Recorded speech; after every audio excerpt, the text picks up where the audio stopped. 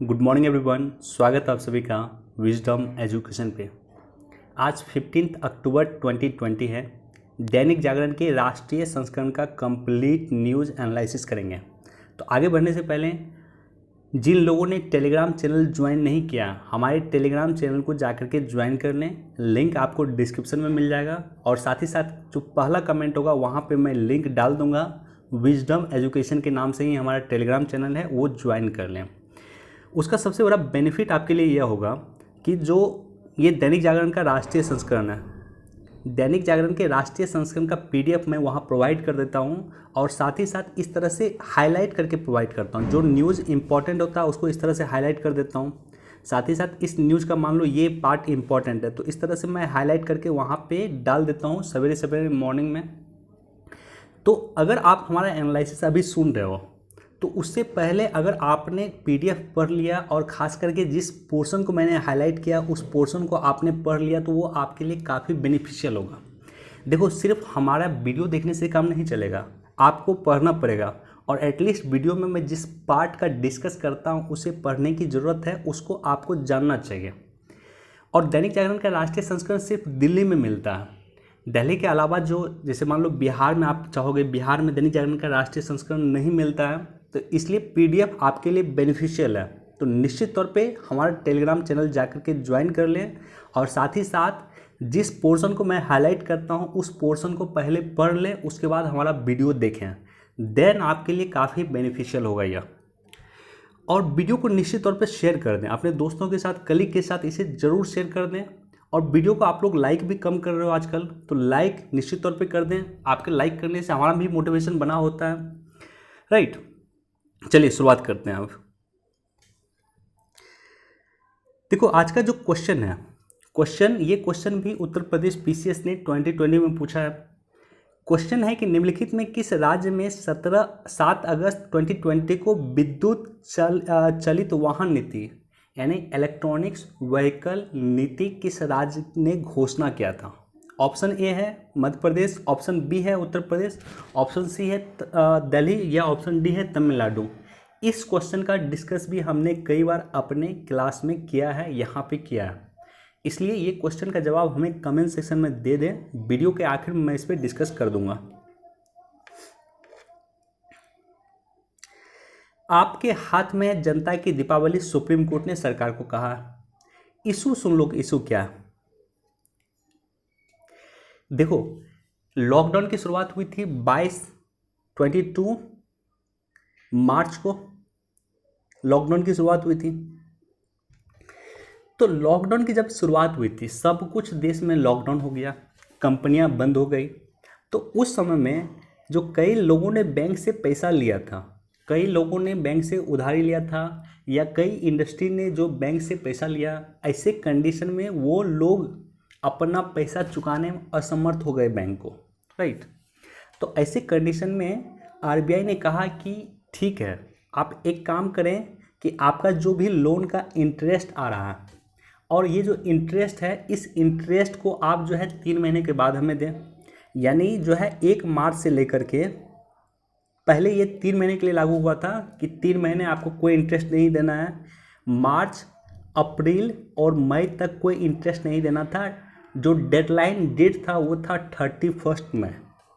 बाद में 31 मई के आसपास भी लॉकडाउन की कंडीशन थी। ऐसे कंडीशन में आरबीआई ने 3 महीने और बढ़ा दिया। आरबीआई ने क्या किया कि अब कर दिया जून, जुलाई और अगस्त। अब आरबीआई ने डेट दे दिया कि 31 अगस्त तक अगर आप पेमेंट नहीं करेंगे तो कोई दिक्कत नहीं है। 31 अगस्त के बाद जो है आप जो लोन लिए हैं बैंक से उसका इंटरेस्ट पे करें। अभी के कंडीशन में क्या हो रहा है, कि जो ब्याज है उसका जो ब्याज उछला जा रहा है बैंक के द्वारा। और ख़ास करके जो ब्याज का, जैसे मान लो किसी का 1 लाख रुपए का ब्याज इंटरेस्ट, 1 लाख रुपए इंटरेस्ट उसको देना है, बैंक को सबमिट करना, लेकिन ये इंटरेस्ट उछला जा रहा है। यानी 1 लाख मान लो इंटरेस्ट बैंक लेती है 4%, तो बैंक जो है अब 1,04,000 रुपये जो है उसूल रही है उस व्यक्ति से। तो ऐसे कंडीशन में मैटर फिर चला गया सुप्रीम कोर्ट, और सुप्रीम कोर्ट में जो है सरकार ने कहा कि 2 करोड़ रुपए तक का जो एमएसएमई और पर्सनल लोन होगा उसका लोन मोरेटोरियम की अवधि में ब्याज पे ब्याज नहीं उछला जाएगा, राइट। तो बेसिक अंडरस्टैंडिंग आपको क्लियर होना चाहिए कि लोन मोरेटोरियम क्या है। 3 महीने की पहले छूट दी गई थी, उसके बाद फिर 3 महीने की छूट दी गई थी और उसके बाद ब्याज का ब्याज उछला जा रहा है, जिसका मैटर सुप्रीम कोर्ट में गया। सुप्रीम कोर्ट में सरकार ने कहा कि जो 2 करोड़ रुपए तक का एमएसएमई का लोन है या जो पर्सनल लोन है उस पर हम ब्याज पे ब्याज नहीं उछला जाएगा, राइट। देखो सेकेंड न्यूज़ जो है, सेकेंड न्यूज़ में काफ़ी पार्ट मैंने हाईलाइटेड किया था।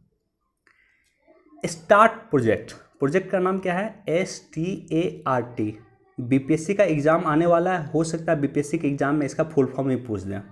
तो पहला तो फुल फॉर्म नाम याद रख लेना, यहाँ पे दिया हुआ strengthening teacher learning and result for states, right. तो ये स्टार्ट्स का पूरा फुल फॉर्म है। क्या है परियोजना? देखो शिक्षा मंत्रालय के द्वारा ये परियोजना को शुरुआत किया गया, जिसमें 3700 करोड़ टोटल जो है 5718 करोड़ का इन्वेस्टमेंट होगा। 3700 करोड़ रुपया वर्ल्ड बैंक मदद करेगा और वर्ल्ड बैंक के अलावा जो रेस्ट पैसा होगा वो राज्यों से उछला जाएगा।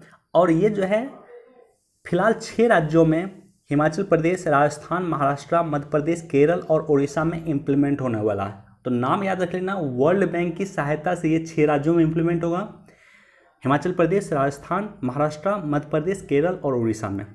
साथ ही साथ एशियन डेवलपमेंट बैंक ADB की मदद से भी ये कुछ राज्यों में इम्प्लीमेंट होने वाला है, जिसमें गुजरात है, तमिलनाडु है, उत्तराखंड है और झारखंड है और उसके बाद असम है। तो यूपीएससी तो नहीं पूछेगा ये अभी, लेकिन बीपीएससी भी आपको पूछ सकता है कि किस राज्यों में यह वर्ल्ड बैंक की सहायता से इम्प्लीमेंट होने वाला है या किस राज्यों में ADB की सहायता से इम्प्लीमेंट होने वाला है। साथ ही साथ स्टार्ट का नाम पूछ सकता है और स्टार्ट क्या है उस पर भी डिस्कस करते हैं। देखो प्रोजेक्ट का मंशा क्या है। ये जो स्टार्ट प्रोजेक्ट है वो बेसिकली है बाल शिक्षा और शिक्षकों को सशक्त बनाने में, पढ़ाई लिखाई की गुणवत्ता और आकलन की प्रणालियों में सुधार लाने में, क्लासरूम में सुधार करना, शिक्षा को तकनीक से जोड़ना, स्कूली शिक्षा से वंचित रह गए बच्चों को मुख्यधारा में लाना, कैरियर के लिए मार्गदर्शन और परामर्श देना, इंटर्नशिप देना, बेसिक काम करना।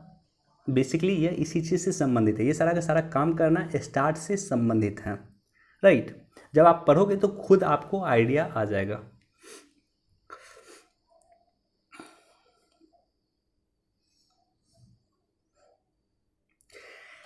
सेना जैसी मिसाइल मांगे हम बनाने में सक्षम, ये कहना है DRDO के प्रमुख। सबसे पहले तो DRDO के प्रमुख का नाम याद रख लो, ये है DRDO के प्रमुख जिसका नाम है G सतीश रेड्डी। इन्होंने कहा है कि सेना को जैसी मिसाइल चाहिए वैसा हम बनाने में सक्षम हैं। पिछले कुछ दिनों में लगभग 5 हफ्तों में, देखो पिछले 5 हफ्ता में 10 मिसाइल का सफल परीक्षण किया गया, जिसमें सौर्य हाइपरसोनिक मिसाइल है, अधिक दूरी वाली जो है ब्रह्मोस मिसाइल है, लगभग 450 किलोमीटर का तय किया है।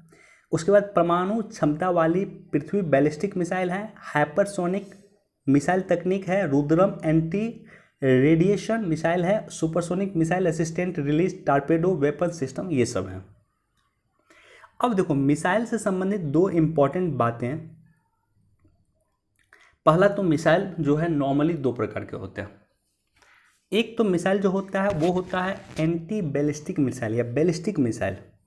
जैसे यहाँ पे एक बैलिस्टिक मिसाइल है, पृथ्वी जो है बैलिस्टिक मिसाइल है। और दूसरा जो है एक होता है एक सेकंड नाम मैं भूल रहा हूँ, cruise missile, ballistic missile and cruise missile. देखो बैलिस्टिक मिसाइल क्या होता है, जैसे ये पृथ्वी का सतह है, मान लो ये हमारा भारत, यहाँ से हमने चीन पे हमला करना है, तो यहाँ से एक मिसाइल सीधे इस तरह से स्लोप के माध्यम से चीन के इस पॉइंट को हिट करेगा। तो ये जो स्लोप का माध्यम से हिट करने के प्रोसेस होता है इसको कहा जाता है बैलिस्टिक मिसाइल। और दूसरा होता है क्रूज मिसाइल। क्रूज मिसाइल क्या होता है, जैसे मान लो इस तरह से मिसाइल जाता है और इस तरह से जा कर के हिट करता है। हवा से क्रूज मिसाइल छोड़ा जा सकता है, पृथ्वी से क्रूज मिसाइल छोड़ा जा सकता है, लेकिन हवा से बैलिस्टिक मिसाइल नहीं छोड़ा जा सकता। ये सारे के सारे बेसिक चीज़ें हैं, याद रखना। और साथ ही साथ क्वालिटी के आधार पे, स्पीड के आधार पे मिसाइल को 3 भागों में बांटा गया। पहला है सबसोनिक मिसाइल। सबसोनिक मिसाइल जिसकी स्पीड जो है 1 मैक से कम हो, 1 मैक से कम हो, उसे सबसोनिक मिसाइल कहा गया। 1 मैक को कह सकते हैं आप साउंड की जो है साउंड की स्पीड, यानी साउंड की स्पीड से कम हो। दूसरा जो है सुपरसोनिक मिसाइल हो गया। सुपरसोनिक जो मिसाइल हो गया जिसकी स्पीड 1 मैक से लेकर के 3 मैक तक के बीच में है, उसे सुपरसोनिक मिसाइल कहा गया। और तीसरा है हाइपरसोनिक मिसाइल। ऐसे मिसाइल जिसकी स्पीड 5 मैक से अधिक हो, उसे कहा गया हाइपरसोनिक मिसाइल। यानी साउंड की गति से जो है, ध्वनि की गति से 5 गुना अधिक स्पीड में जो मिसाइल चलती है, उसे हाइपरसोनिक मिसाइल कहा गया। विश्व में अभी किसी भी देश के पास हाइपरसोनिक टेक्निक नहीं है, सभी बनाने में लगे हुए हैं, भारत भी बनाने में लगा हुआ है।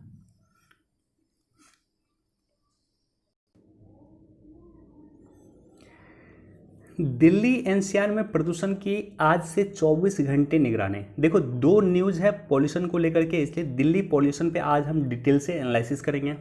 और चूंकि ये लगातार चर्चा में रहेगा, अभी 15 अक्टूबर से लेकर के लगभग 28 फरवरी तक, फरवरी के लास्ट तक दिल्ली पॉल्यूशन चर्चा में रहेगा। प्रत्येक दिन न्यूज़ में ये आना ही आना है। तो एक न्यूज़ तो देखो ये है, और दूसरा न्यूज़ हमारे पास ये है। तो दोनों को कंबाइन करके हम इस पर डिस्कस करते हैं।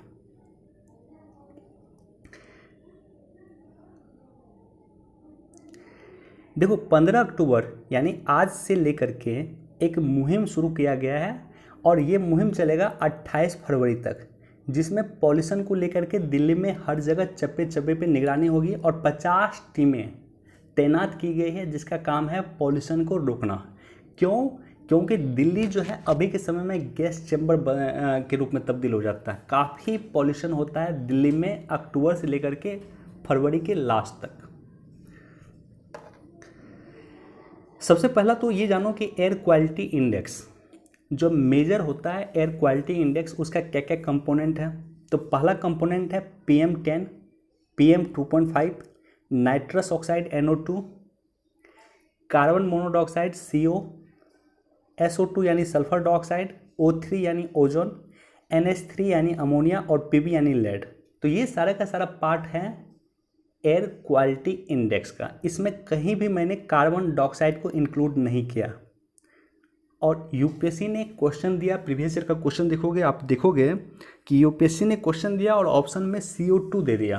तो याद रख लेना, CO2 एयर क्वालिटी इंडेक्स के तहत मेजर नहीं किया जाता। अब देखो, अगर एयर क्वालिटी इंडेक्स किसी भी जगह 0 से 50 के बीच में हो तो अच्छा होता, 51 से 100 के बीच में हो तो मिनिमल इम्पैक्ट सेटिस्फैक्ट्री होता, 101 से 200 के बीच में हो तो मॉडरेट पोल्यूटेड होता है, 201 के बीच में से 300 के बीच में हो तो पुअर हुआ, 301 से लेकर 400 के बीच में है तो वेरी पुअर हुआ, और 401 से लेकर के 500 के बीच में है तो काफ़ी सीवियर कंडीशन होता है। आप जिस भी सिटी में रहते हैं, जहाँ से भी मेरा वीडियो देखते हैं, आप अपने सिटी का एयर क्वालिटी इंडेक्स चेक करना, और एयर क्वालिटी इंडेक्स चेक करके मुझे भी आप कमेंट सेक्शन में मुझे भी आप लिख सकते हैं, या कमेंट सेक्शन में निश्चित तौर पे एक बार मेंशन कर दें अपने सिटी का एयर क्वालिटी इंडेक्स। तो इससे क्या होगा कि आपकी भी जागरूकता हो जाएगी कि एयर क्वालिटी इंडेक्स में आपके सिटी का क्या स्थान है। कमेंट सेक्शन में ज़रूर लिखें आप अपने सिटी का। अब देखो रीजन क्या है, दिल्ली के एयर पोल्यूशन का रीजन क्या है। तो फर्स्ट एंड फॉरमोस्ट 46% पॉल्यूशन का रीजन है पराली जलाना। पराली क्या होता है, बिहार में उसको लार कहते हैं। जैसे मान लो गेहूं करता है या धान करता है तो उसका जो अवशिष्ट बच जाता है उसको पराली कहते हैं। और होता क्या है कि पंजाब में, हरियाणा में, पश्चिमी उत्तर प्रदेश में और दिल्ली में भी, इनफैक्ट जहाँ पे दिल्ली में खेती होती है वहाँ के किसान क्या करते हैं कि अपने खेत में ही पराली को छोड़ देते हैं, और उसके बाद क्या होता है कि पराली को आग लगा देते हैं। तो आग लगाने से क्या होता है कि ये धुआं जो है, धुआं फैलना शुरू होता है, और राजस्थान के क्षेत्रों में, पंजाब के क्षेत्रों में, हरियाणा के क्षेत्रों में काफ़ी धुआं फैल जाता है और फैलते फैलते वो दिल्ली तक पहुंच जाता है और दिल्ली में आके जमा हो जाता है, राइट। दूसरा रीज़न है कि दिल्ली में हज़ारों फैक्ट्री है जहां आज भी कोयला का इस्तेमाल हो रहा है। कोयला का इस्तेमाल होने वाला हज़ारों फैक्ट्री है, तो ये भी एयर पोल्यूशन का रीज़न है। तीसरा कारण है कि वाहन पोल्यूशन, गाड़ी से भी पोल्यूशन होता है, क्रिएट होता है। नेक्स्ट रीज़न है कि दिल्ली की भौगोलिक स्थिति ऐसी है, जैसे मुंबई है, मुंबई आप समुद्र के नज़दीक है, मुंबई में भी काफ़ी फैक्ट्री हैं, लेकिन मुंबई समुद्र के नज़दीक है, इसलिए मुंबई में पोल्यूशन बहुत कम होता है। लेकिन दिल्ली में अगर आप देखोगे, दिल्ली बीचों बीच है, ज़मीन के बीचों बीच है, भारत के बीचों बीच दिल्ली है। तो एक रीज़न यह भी है कि भौगोलिक स्थिति भी जिम्मेदार है दिल्ली के एयर पोल्यूशन के लिए। और साथ ही साथ एग्रो क्लाइमेट जोन, क्या होता है एग्रो क्लाइमेट जोन? पंजाब का क्षेत्र जहाँ पानी कम है, पंजाब में धान की खेती होती है। धान की खेती के लिए पानी की अधिक आवश्यकता होती है। तो अगर एग्रो क्लाइमेट जोन के हिसाब से देखा जाए तो पंजाब उपयुक्त नहीं है धान की खेती करने के लिए, जबकि धान की खेती कहाँ होना चाहिए? बिहार में हो सकता है, उसके बाद वेस्ट बंगाल में हो सकता है, लेकिन पंजाब भी धान की खेती करता है। तो ऐसी कंडीशन में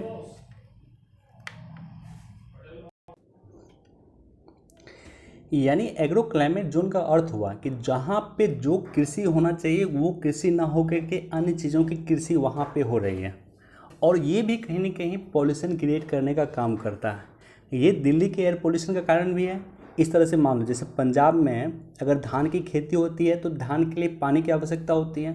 पानी निकाला कहाँ जाता है? तो ज़मीन से निकाला जाता है। तो जो भूगर्भ में पानी है, भूगर्भ पानी है, ग्राउंड वाटर है, ग्राउंड वाटर कम होता है, तो एक तरह से पॉल्यूशन वहाँ भी क्रिएट होता है। दूसरी बात क्या है कि धान का मैक्सिमम अगर आप देखोगे इस समय में, तो धान का जो पराली जलाया जाता है उसी पराली से पॉल्यूशन होता है। तो एग्रो क्लाइमेट जोन भी रिस्पॉन्सिबल है किस चीज़ के लिए? दिल्ली के एयर पोल्यूशन के लिए। और total 15 agro climate zone Bharat में होते हैं।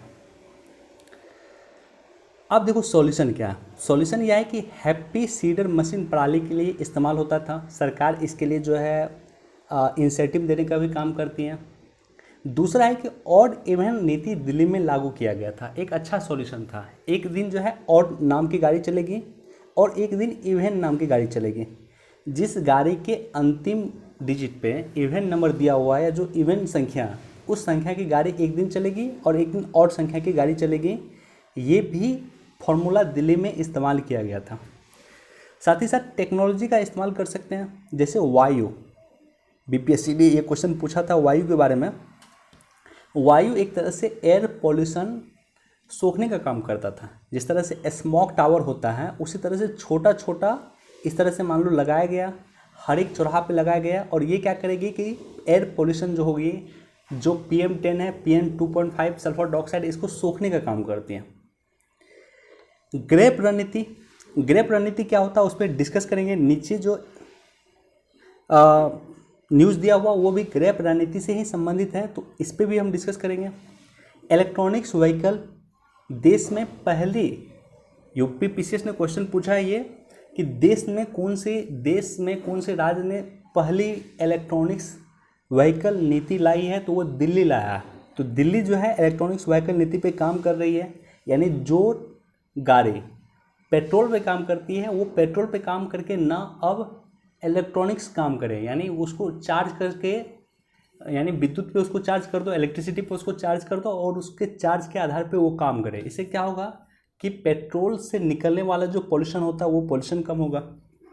वेस्ट टू एनर्जी, पराली को किस तरह से हम एनर्जी के लिए इस्तेमाल कर सकते हैं, पराली को किस तरह से हम मिथेनॉल बनाने के लिए इस्तेमाल कर सकते हैं, पराली को किस तरह से अन्य चीज़ों के लिए हम इस्तेमाल कर सकते हैं, उस पर काम करने की आवश्यकता है। साथ ही साथ बिहेवियर चेंज, व्यवहार में बदलाव एक अति आवश्यक है। जैसे हम कूड़ा करकट फेंकते हैं, मान लो यत्र तत्र सर्वत्र कहीं भी फेंक दिया, तो वो कहा जाता है बिहेवियर चेंज। हमें व्यवहार में बदलने की आवश्यकता भी है और ये भी पॉल्यूशन को क्रिएट कर रहा है। आर्टिफिशियल रेन काफ़ी चर्चा में रहता है, यूपीएससी लगातार क्वेश्चन पूछ रही है आर्टिफिशियल रेन पे। तो आर्टिफिशियल रेन करवाया जाता है दिल्ली में। जब पॉल्यूशन काफ़ी बढ़ जाती है तो आर्टिफिशियल रेन करवाया जाता है और उसके माध्यम से दिल्ली के पॉल्यूशन को कम किया जाता है। और स्मॉग टावर बड़ा टावर होता है एक तरह से, इस तरह से, और ये भी पॉल्यूशन को सोखने का काम करती है। तो ये सारी की सारी रणनीति अपनाया जा सकता है दिल्ली के एयर पोल्यूशन को कम करने के लिए। इसमें बहुत सारी सरकार अपना रही है, अब बहुत सारी को अपनाने की आवश्यकता है। अब देखो, एक संस्था है EPCA, environment pollution prevention and control authority. EPCA पर्यावरण प्रदूषण रोकथाम एवं नियंत्रण प्राधिकरण। ये संस्था भी लगातार चर्चा में रहेगा आने वाले 5 महीने में। EPCA की स्थापना जो है सर्वोच्च न्यायालय के आदेश पे किया गया था और इसका काम है कि दिल्ली में एयर पोल्यूशन को रोकने के लिए जो भी रणनीति अपनाएगी वो EPCA अपनाएगी। इसकी स्थापना 1998 में पर्यावरण संरक्षण अधिनियम 1986 के तहत 1998 में सुप्रीम कोर्ट के आदेश के बाद किया गया। और ये क्या करती है, एक प्लान लाती है जिसका नाम है GRAP, graded action response plan, ये लागू करती है। क्या होता है ग्रेप के तहत,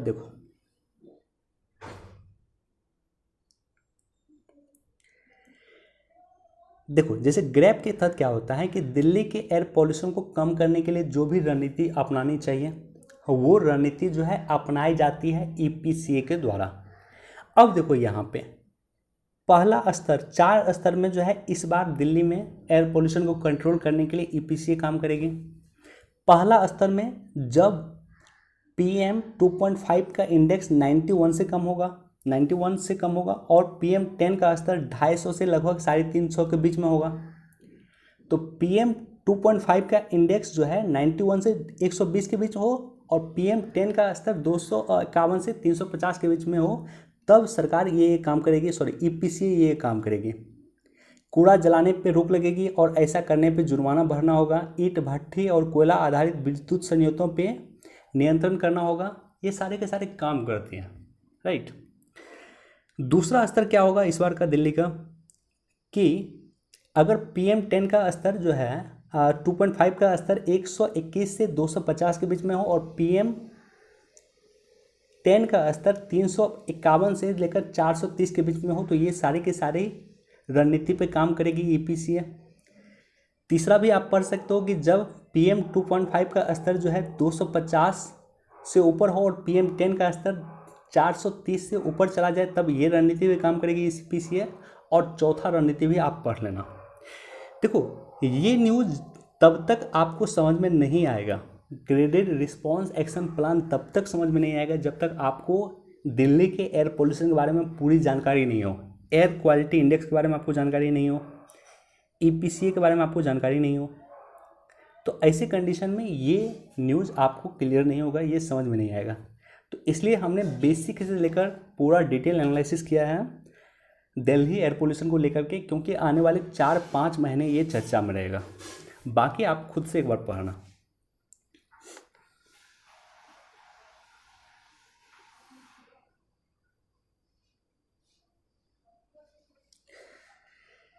देखो सिर्फ 1 साल के लिए आगे निकला है बांग्लादेश। IMF का कहना है, अंतर्राष्ट्रीय मुद्रा कोष का एक नया रिपोर्ट आया है, IMF का एक नया रिपोर्ट आया है जिसमें कहा गया है कि प्रति व्यक्ति आय के मामले में भारत अपने पड़ोसी बांग्लादेश से पीछे चला गया। तो ये IMF का रिपोर्ट है। तो इसी रिपोर्ट के हवाले वित्त मंत्रालय का कहना है कि प्रति व्यक्ति आय के मामले में भारत और बांग्लादेश की तुलना करना सही नहीं रहेगा। और यह बात सही है कि IMF ने कहा है कि इस बार जो है भारत की अर्थव्यवस्था 10.3% की गिरावट होगी, नीचे जाएगी। लेकिन अगले वर्ष IMF का कहना है कि भारत की अर्थव्यवस्था 8% बढ़ोतरी करेगी। तो ये महज 1 वर्ष के लिए बांग्लादेश की प्रति व्यक्ति आय भारत से अधिक भी है, बाद में हम इसको रिकवर कर लेंगे, ये कहना है वित्त मंत्रालय का।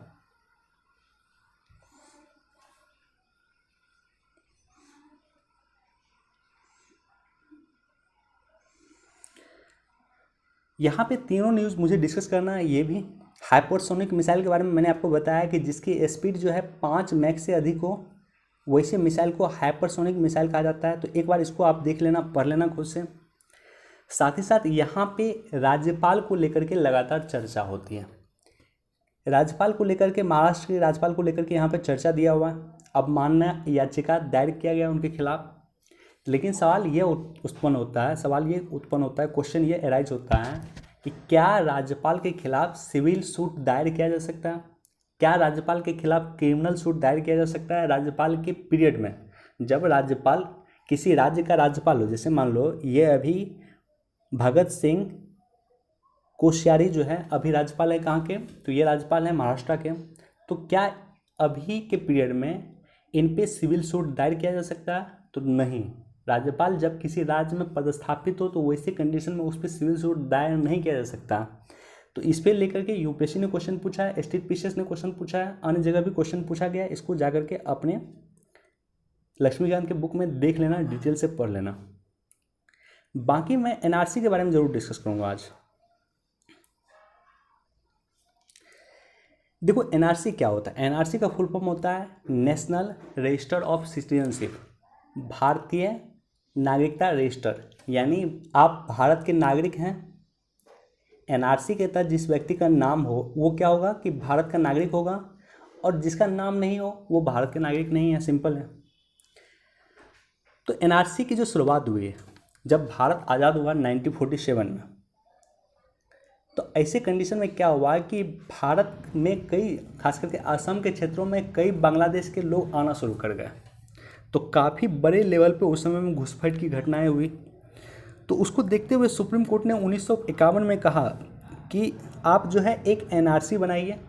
असम सरकार को कहा कि एनआरसी बनाइए ताकि ये पता चले कि असम का मूल निवासी कौन है और बांग्लादेश का निवासी कौन है। इसको डिस्टिंग्विश करने के लिए हमें एनआरसी की ज़रूरत थी।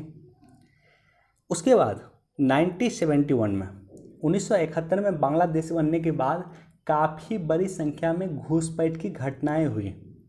राइट। तो घुसपैठ की घटनाएं काफ़ी संख्या में हुई, काफ़ी लोग पदस्थापित होकर के असम आ गए।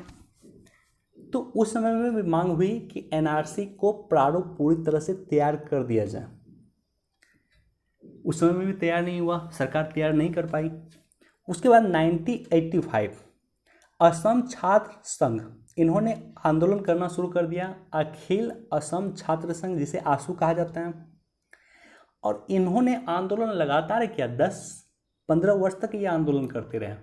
उसके बाद 1985 में राजीव गांधी की जब सरकार थी तो अखिल असम छात्र संघ और भारत सरकार के बीच में एक समझौता हुआ जिसे असम एकॉर्ड के नाम से जाना जाता है, यानी असम समझौता के नाम से जाना जाता है। जिस समझौता में कहा गया कि 24 मार्च 1971 से पहले जो व्यक्ति बांग्लादेश से भारत आ चुके हैं वो भारत के नागरिक होंगे। देखो ये डेट काफ़ी इंपॉर्टेंट है। 24 मार्च 1971 तक जो व्यक्ति बांग्लादेश से भारत आ चुके हैं वो भारत के नागरिक होंगे, और उसके बाद कोई व्यक्ति अगर भारत आया होगा तो वो भारत का नागरिक नहीं होगा। यानी मान लो कोई बांग्लादेश के निवासी जो 25 मार्च को भारत आया तो वो भारत का निवासी नहीं होगा। यह कहा गया है असम एकॉर्ड में, और इसी के अकॉर्डिंग जो है एनआरसी की जो है रजिस्टर बनाया गया। इधर हाल फिलहाल में अगस्त 2019 में जो है वो रजिस्टर सबमिट किया गया है, जिसमें 19 लाख लोगों की नागरिकता जिसमें खतरे में है। यानी 19 लाख लोगों का नाम बाहर है एनआरसी से। एग्जैक्ट मुझे याद नहीं आ रहा 19 लाख है या 40 लाख है, मैं कमेंट सेक्शन में डाल दूंगा या टेलीग्राम चैनल पे मैं डाल दूंगा। लेकिन इसी आधार पे अगस्त 2019 में एनआरसी बनाया गया है असम का।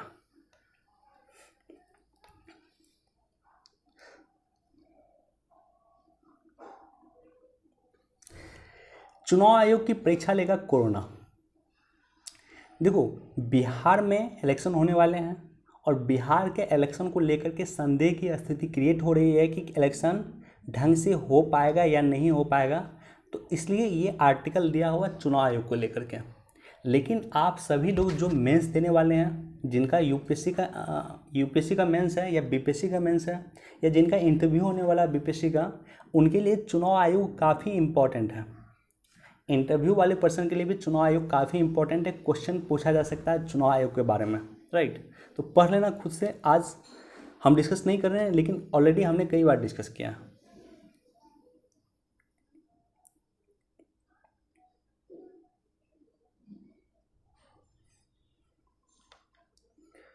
ओह, काफ़ी समय हो गया। देखो, मेरी कोशिश रहती है ना कि 30 से 40 मिनट के अंदर डिस्कस मैं कर दूं। कई बार क्या होता है कि कई चीज़ें जो है लगातार रिपीट होती है, तो मैं उसको कोशिश करता हूँ इग्नोर कर दूँ, आगे बढ़ूँ। कुछ नई चीज़ आए हैं तो उसको डिस्कस करूँ। चूँकि 30 से 40 मिनट डिस्कस करना अच्छा रहता है, आपके लिए भी 30 से 40 मिनट सुनना आसान होता होगा, और मेरे लिए भी कन्वीनियंट होता है कि 30 से 40 मिनट डिस्कस किया जाए। जैसे ये संस्था है, देखो यहाँ पे क्या है कि राष्ट्रीय बाल अधिकार संरक्षण आयोग जो है ई कचरे के ढेर में बाल संरक्षण पे संज्ञान लिया है। यानी बच्चे जो ई कचरा चुनने का काम करते हैं उसके लिए राष्ट्रीय बाल संरक्षण आयोग ने जो है संज्ञान लिया। अब यहाँ पे इम्पॉर्टेंट है कि राष्ट्रीय बाल संरक्षण आयोग क्या है। देखो, राष्ट्रीय बाल संरक्षण आयोग इम्पॉर्टेंट क्या है, क्यों है? इम्पॉर्टेंट होने का एक रीज़न यह है कि नेशनल ह्यूमन राइट कमीशन का एक सदस्य जो होता है वो राष्ट्रीय बाल संरक्षण आयोग के अध्यक्ष भी होते हैं, राइट। तो राष्ट्रीय बाल संरक्षण आयोग का जो अध्यक्ष होगा वो by default national human right commission का सदस्य होगा। बाल संरक्षण आयोग अधिनियम 2005 में आया और इसी के आधार पे 2007 में इसकी स्थापना हुई है, इस आयोग की मार्च 2007 में। चूँकि एक एक्ट के माध्यम से इसकी स्थापना हुई है, इसलिए इसे सांविधिक अधिनियम कहा गया। दो अधिनियम होते हैं, एक संवैधानिक संस्था होती है, एक सांविधिक संस्था होती है। संवैधानिक आयोग और सांविधिक आयोग, तो ऐसे आयोग जिसका भारत के संविधान में जिक्र हो उसे संवैधानिक आयोग कहा जाता है, जैसे चुनाव आयोग। लेकिन वैसे आयोग जिसका संविधान में जिक्र ना हो, जिसकी स्थापना किसी एक्ट के माध्यम से किया गया हो, उसे सांविधिक आयोग यानी स्टैट्यूटरी बॉडी यानी विधिक आयोग भी कहा जाता है, जैसे राष्ट्रीय बाल संरक्षण आयोग। अब देखो, 0 से 18 वर्ष तक के आयोग को जो है बच्चा के रूप में परिभाषित किया गया है। इसमें कई जगह आपने सुना होगा कि 0 से 14 वर्ष तक के बच्चा को परिभाषित किया गया है, यानी राष्ट्रीय बाल संरक्षण आयोग 0 से 18 वर्ष तक के लोगों को, व्यक्ति को बच्चा मानता है। सिंपल है, यानी 0 से 18 वर्ष तक के व्यक्ति के अधिकार का उल्लंघन हो रहा हो तो कौन एक्शन लेगा? राष्ट्रीय बाल संरक्षण आयोग इसका एक्शन लेगा। इसमें एक अध्यक्ष होते हैं और 6 जो है सदस्य होते हैं, और इसका कार्यकाल जो है 3 वर्ष का होता है। तो ये बेसिक इन्फॉर्मेशन है जो आपको याद रखना चाहिए। और साथ ही साथ जो 6 सदस्य होते हैं, 6 सदस्य में कम से कम 2 सदस्य महिला होना अनिवार्य है।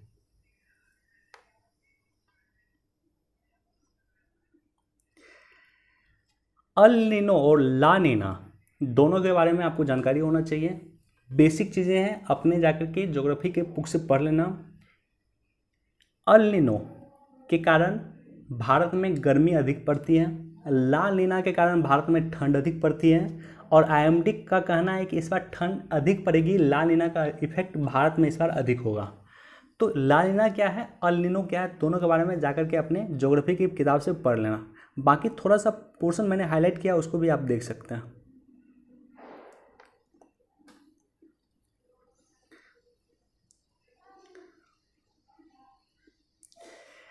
देखो, यहाँ पे कुछ पॉइंट दिया हुआ जो इम्पोर्टेंट मुझे लगा, मैंने उसको हाईलाइट किया। हाईलाइट क्या क्यों किया कि 1918 में जो आया है स्पेनिश फ्लू आई थी, और ऐसा कहा जाता है कि स्पेनिश फ्लू के कारण भारत में लगभग 2 करोड़ लोगों की मृत्यु हुई। 2 करोड़ लोग भारत में मरे थे स्पेनिश फ्लू के कारण। जिस तरह से कोरोना वायरस आया उसी तरह से स्पेनिश फ्लू है, राइट। तो हुआ क्या था कि उस बार भी दूसरा लहर में इतने लोग मरे थे, पहली लहर में नहीं मरा था। तो इस बार क्या हो रहा है कि कोरोना वायरस का भी दूसरा लहर आ रहा है। जैसे मान लो कोरोना कम हो रहा है, उसके बाद फिर अचानक पता चलेगा कि काफ़ी बढ़ गया ठंड में, राइट। तो कोरोना का दूसरी लहर से रोकने के लिए सरकार क्या कर रही है या सरकार को क्या करना चाहिए, कुछ इंपॉर्टेंट पॉइंट यहाँ पे दिया हुआ, इसको आप देख सकते हैं कि कोरोना से कि जो दूसरी लहर है, दूसरी लहर से हमें बचने के लिए क्या क्या करना चाहिए।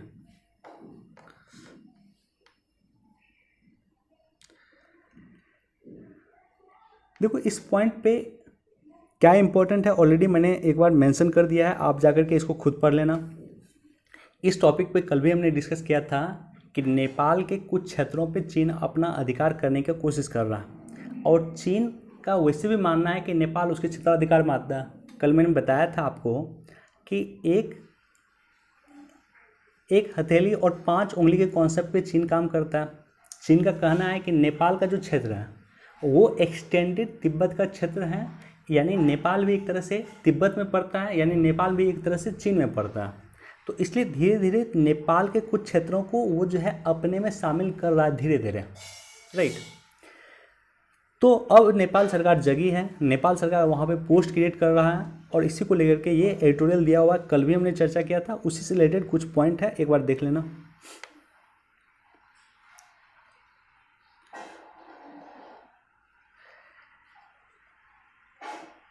देखो यहाँ पे टॉप 2 टोटल योजना चढ़ने लगे परवान। सबसे पहले टॉप योजना क्या होता है, उसके बाद टोटल पे चलेंगे। टॉप योजना क्या होता है, टी से होता है टोमेटो, ओ से होता है ऑनियन, पी से होता है पोटैटो। टोमेटो, ऑनियन और पोटैटो को संरक्षण को लेकर के सरकार जो काम कर रही है, तो इसी के लिए एक योजना लाई थी, आई गेस 2018 के आसपास आया था टॉप योजना। टोमेटो, ऑनियन और पोटैटो जल्दी सड़ने वाली वस्तु होती है, जब जल्दी सड़ने वाली सब्जी होती हैं, तो उसको संरक्षण के लिए सरकार काम कर रही थी। अब इसी में क्या किया गया है कि टॉप 2 टोटल कर दिया गया है, यानी जितने सब्जी है सबका संरक्षण करना है अब।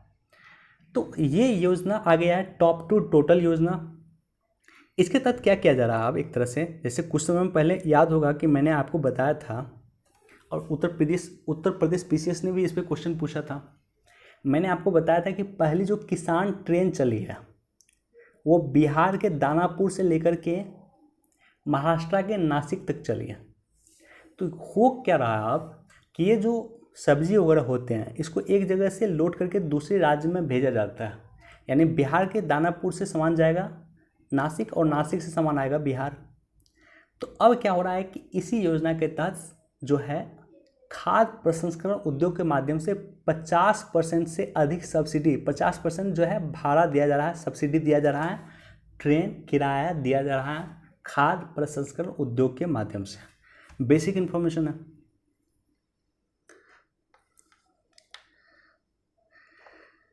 एनडॉक को भारतीय भंडारों से 50% ऑयल बिक्री की अनुमति है। तो सबसे पहले तो रणनीतिक तेल भंडार क्या होता है इसकी जानकारी आपको होना चाहिए, उसके बाद ये न्यूज़ आप समझ पाओगे। तो रणनीतिक तेल भंडार क्या होता है उसको लेकर के एक फाइल जो है मैंने अपने टेलीग्राम चैनल पे डाला है, एक बार मैं दिखाता हूँ आपको।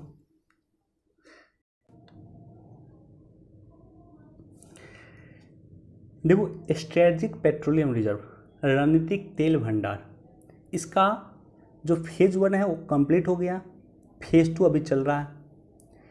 फेज़ 1 के तहत 3 जगह तेल भंडार बनाया गया। धरती के नीचे, खास करके चट्टान के क्षेत्र में बनाया जाता है, धरती के नीचे चट्टान के क्षेत्र में बनाया जाता है, जहाँ पे हम तेल स्टोर करके रखते हैं, तेल रिजर्व करके रखते हैं, ताकि कभी भी किसी आपात की स्थिति में हम तेल का इस्तेमाल कर सकें। जिसमें विशाखापत्तनम में बना है, मंगलोर में बना है, पादुर में बना है, टोटल मिलाकर के 5.33 मिलियन मैट्रिक टन का तेल भंडार भारत में बन चुका है। उसके बाद अब जो सेकेंड फेज़ है, सेकेंड फेज़ में 6.5 MMT मिलियन मैट्रिक टन का तेल भंडार बन रहा है। क्लियर है? तो अब देखो ये क्यों बन रहा है, सरकार ने ऐसा क्यों की, क्योंकि कभी भी तेल की आवश्यकता हो सकती है सरकार को। अब मैं चलता हूँ क्वेश्चन पे। अब देखो टॉपिक पे हम आ गए। अब एनडॉक को भारतीय भंडारों से 50% ऑयल बिक्री की अनुमति है। एनडॉक क्या है? Abu Dhabi national oil company, Abu Dhabi Saudi में बोल रहा हूँ, सॉरी, UAE संयुक्त अरब अमीरात की कंपनी है। और ये कंपनी ने जो भारत में सहयोग किया, भारत में तेल रखा, तो अब इसको अनुमति दिया गया है कि आपने जो तेल रिजर्व रखा, ठीक है, क्योंकि इसी के सहयोग, इसी कंपनी के सहयोग से हम तेल रिजर्व रख रहे थे, अब इसको अनुमति दिया है कि वो 50% ऑयल का बिक्री कर सकता है जो भारत में स्टोर करके रखा था। उन्होंने पादुर में रखा था, मैंगलोर में रखा था और विशाखापट्टनम में रखा था, राइट। देखो न्यूज़ के जब तक बेसिक में नहीं जाओगे ना, जब तक आपको एसपीआर की समझ में नहीं है तब तक आप इस न्यूज़ को समझ ही नहीं सकते। स्ट्रेटेजिक पेट्रोलियम रिजर्व क्या होता है, जब तक आपको इस बात की समझ नहीं है तब तक आप ये न्यूज़ नहीं समझ पाओगे कि एनडोक को 50% ऑयल बिक्री का अनुमति क्यों दिया गया।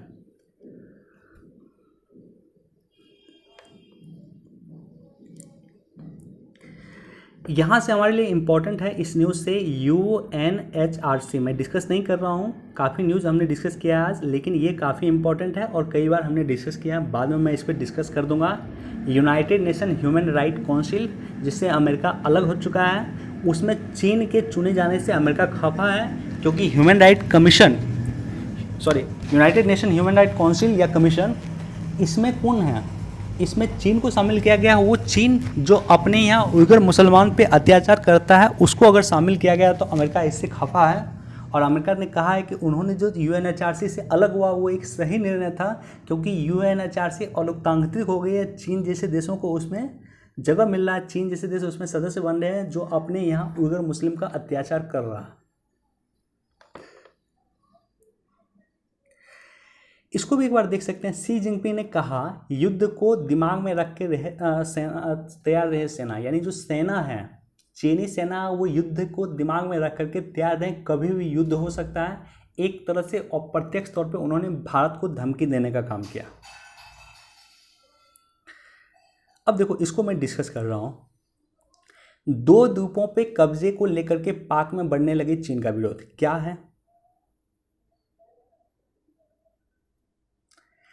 चीन कई इन्वेस्टमेंट कर रहा है पाकिस्तान में, पाकिस्तान को जब भी लोन की आवश्यकता हो वो चीन से ले लेता है, लेकिन चीन जो है हमेशा डेप्ट ट्रैप पॉलिसी पे काम करता है, ऋण दे करके फंसा दो।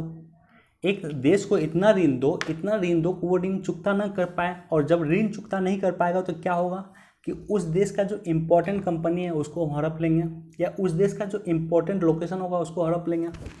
हम्बनटोटा एयरपोर्ट जो है, बंदरगाह जो है, जो श्रीलंका में है, वो चीन को 99 वर्ष के लिए लीज पे दिया गया। क्यों?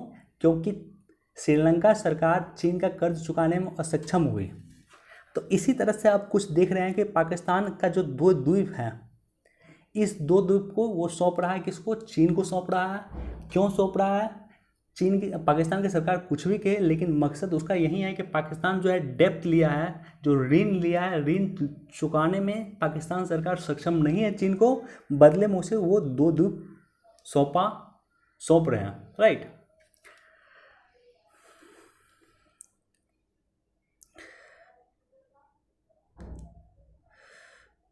एक बार इसको भी देख लेना। चलो आज हमारे पास इतना ही न्यूज़ था, क्वेश्चन पे अब मूव करते हैं।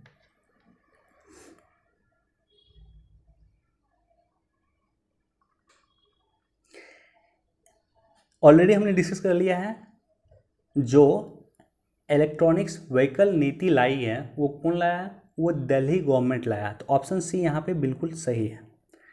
चलिए वीडियो देखने के लिए बहुत बहुत धन्यवाद। आज का टॉपिक, आज का चर्चा काफ़ी इंपॉर्टेंट था, तो अपने दोस्तों के साथ, कलीग के साथ इसे निश्चित तौर पे शेयर कर देना और लाइक कर देना। Thank you so much.